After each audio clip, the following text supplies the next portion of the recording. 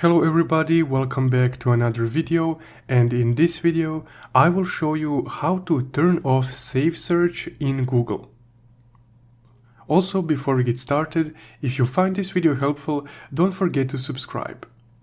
So here is what you need to do. First off, open the Google browser. Then search anything that you want.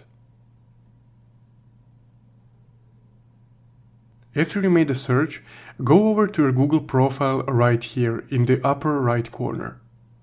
Click on it and click on Save Search right here. Here you can find your Safe Search settings. So to turn it off, simply click on Off. And now your Safe Search settings are set to off. So that's how you disable Safe Search on Google Chrome. So if you found this video helpful, don't forget to leave a like and subscribe. Also, if you want to support the channel further, don't forget to check out our Buy Me a Coffee link in the description below. Thank you for watching.